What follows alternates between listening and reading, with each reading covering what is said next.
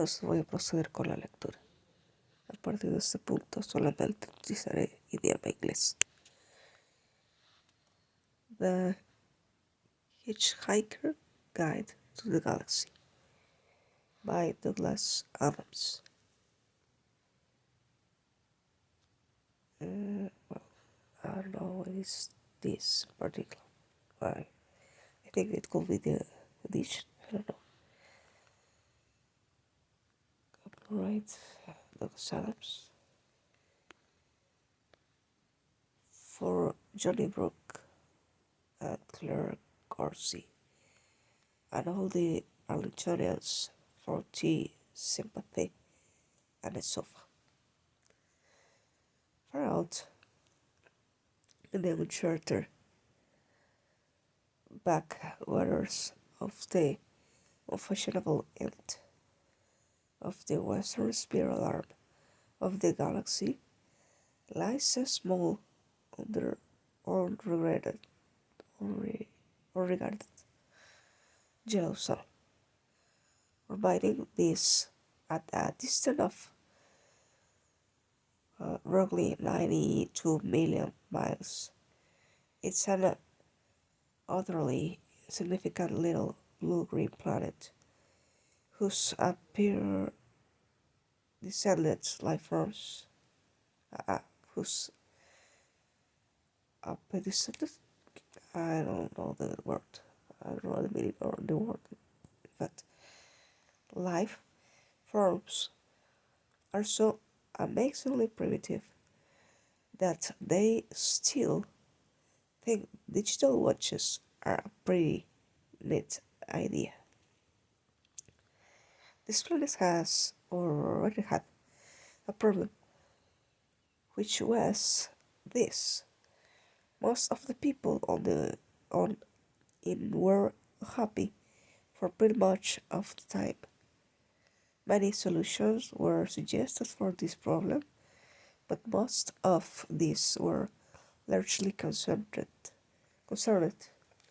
with the movement of small green pieces of paper, which is odd because on the whole it wasn't the small green pieces of paper that were unhappy.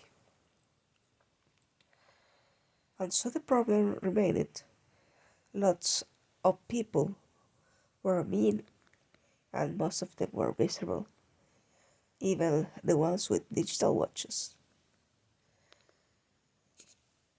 Many were increasingly of the opinion that they'd all made a big mistake coming down from the trees in the first place.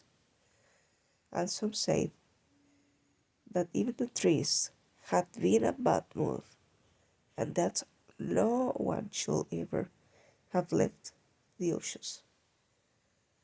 And then, one Thursday, nearly 2,000 years after one man had been nailed to a tree for saying how great it would be to be nice to people for a change, one girl sitting on her own in a small coffee in Rickman's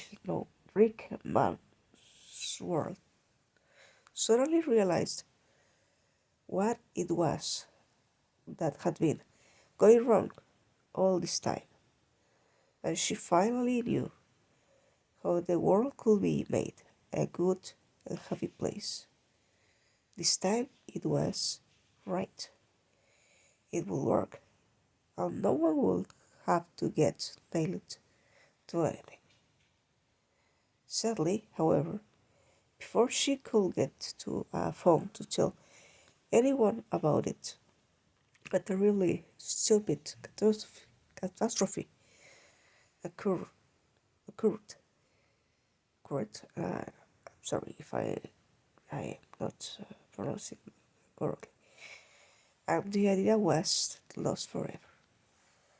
This is not her story, but it is a story of that terrible stupid catastrophe and some of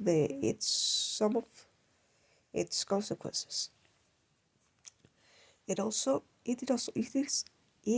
is also the story of a book called The Hitchhiker's Guide to the Galaxy, not an Earth book.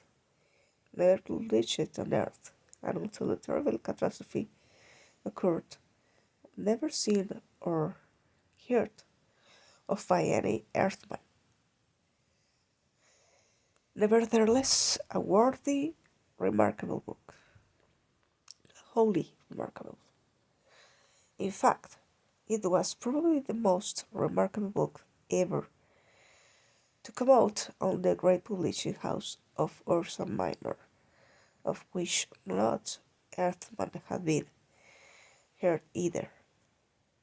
Not only is it a wholly remarkable book, it's also a highly successful one, more popular than the Celestial Home Car Omnibus, better selling than 50 More Things to Do in Zero Gravity, and more controversial than Ulon Kolofit's trilogy of philosophical blockbusters where God went wrong. Some more of God's greatest mistakes, and who is the good person anyway? And many of these more relaxed civilizations of the other stern rim of the galaxy, the Hitchhiker Guide has really supplanted the great Encyclopedia Galactica as the standard repository of all knowledge and wisdom. For thought it has many omissions and contains much acid apocryphal, but at least widely inaccurate. Its source, its course over the older, more pedestrian work in two important respects. First, it is slightly cheaper, and secondly, it is the words don't panic described in large friendly letters in its cover.